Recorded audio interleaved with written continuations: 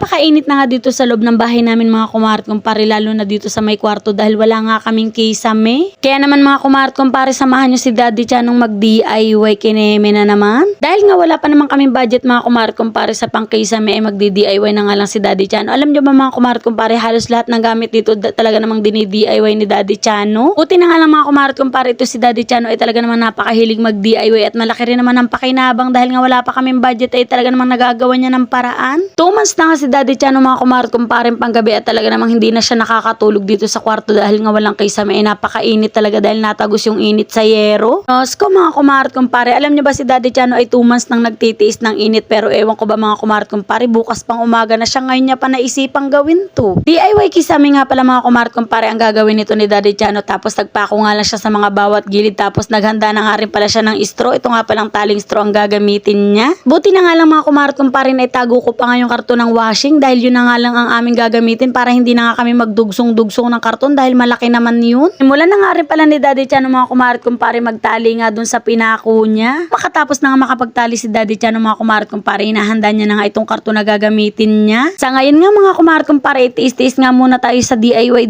nan malay mo naman mga kumare kumpare, soon ay talagang pagkakalooban na tayo makabili ng aircon, charis. Buti na nga lang mga kumare kumpare, buo na nga yung karton na ikakabit niya, kaya talagang napakadali lang itong gawin mga kumare kumpare. Kahit nga nakapikit kayo ay kayang-kaya nyo itong gawin. Sobrang napakainit kasi talaga ng panahon ngayon mga kumare kumpare, kaya naman para-paraan na lang talaga kung paano tayo makakaiwas sa init na yan. Gusto ko nga dyan tulungan si Daddy Chano mga kumare kumpare, sabi ko nga tutulungan ko na siya, kaso sabi niya mga kumare kumpare ay kayang-kaya niya, o di sige madali naman akong kausap. Charis. At finally nga mga kumare kumpare, after 122 years, charis, naikabit na nga rin ni Daddy Chano. Inalisan na nga pala dyan ni Daddy Chano mga kumare kumpare para naman siguradong malinis. Gad-agad na nga rin pala binuhat ni Daddy Chano mga kumare kumpare itong foam namin para nga mailagay na sa kwarto at makatulog na nga siya dahil wala pa nga yung tulog, galing nga yan ng panggabi. At news ko, tingnan nyo naman mga kumare kumpare, proud na naman ng isang bata sa kanyang pinagmamalaking DIY kineme. Charis. At ito na nga pala mga kumare kumpare ang final look ng aming DIY kisame. Hindi ko pa nga pala nasasapinan yung foam dyan kasi nga naglaba ko kanina. Fast forward na nga mga kumare kumpare, nung kinagabihan na nga niya na inilagnat nga itong si Samantha. Alam niya naman tayo mga kumare kumparing mga nanay, okay lang na tayo na lang ang magkasakit, wag lang yung mga anak natin. Ito nga si Samantha mga kumare kumpare, yung tipo ng batang ayaw na ayaw niyang nag-aalala ko dahil sabi niya okay lang daw siya.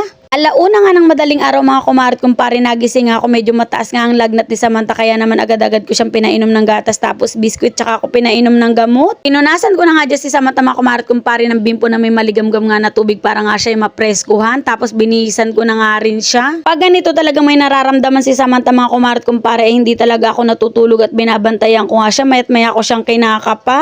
Fast forward na nga mga kumare kumpare, nung kinaumagahan nga niyan ay maaga nga akong nagising dahil kahit nga linggo ngayon ay may pasok ang Daddy Chano. Ito na rin kasi yung change shift nila mga kumare kumpare, kaya nga ang Daddy Chano ay pang umaga na, kaya naman masigurado maglalakad na naman kami mag-ina pagpasok ni Samantha ng school. Inuro ko na nga pala dyan mga kumare kumpare yung kanin, tapos nagpainit na ako ng mantika, naglagay na nga pala ako ng sibuyas at bawang kasi nga magluluto ko ng aalmusalin Daddy Chano. Marami nga ako sinaing kagabi mga kumare kumpare para nga maraming mabaho dahil nga bala ko nga talaga magluto ng fried rice ngayon dahil ito nga request ni Daddy Chano, na miss niya daw yung aking alachaupan. Charis. Gisa na nga pala ako dyan ng sibuyas bawang mga kumare kumpare, tapos naglagay na nga rin pala ako ng isang itlog, tapos maya inilagay ko na nga rin pala itong mixed veggie. Hindi ko nga pala siya nilahat para meron pa akong maluluto bukas. Sobrang paborito kasi ni Daddy Chano mga kumare kumpare ito nga niluluto kong fried rice, kaya naman talagang napakadalas niyang mag-request nito, yung meron nga daw mixed veggie, social yarn. Charis. Makatapos ko nang magisa-gisa yung mixed veggie mga kumare kumpare, agad-agad ko na nga rin palang nilagay itong mga bahaw. Napakaraming ang bahaw mga kumare kumpare at sigurado naman ako ito'y mauubos dahil paborito nga ito ni Daddy Chano. Nung mahalo-halo ko nga mga kumare kumpare, agad-agad ko na nga rin palang nilagay itong oyster sauce. Isang oyster sauce nga lang pala mga kumare kumpare ay sapat na yan, at saka nagpapakulay din kasi yan. Nalagyan ko na nga rin pala yung mga kumare kumpare ng pampalasa tulad ng mga seasoning at saka ng asin, hindi ko na nga lang naipakita. Sobrang napakadali nga lang nitong lutuin mga kumare kumpare, kaya naman kung nagkikrave ka sa chow fan ay magluto ka na lang para sulit na sulit ang kain mo. Finally nga mga kumare kumpare, naluto na nga rin palang ating chow fan ala Mami Wens. Charis. Dadalhin ko na nga pala ito mga kumare kumpare kay Daddy Chano dahil nga siya may pasok para makapag-almusal na. Langanin nga ang pasok nila Daddy Chano ngayon mga kumare kumpare, linggong-linggo nga, kaya naman ito ang aga ko tuloy nagising. So yun lang muna mga kumare kumpare.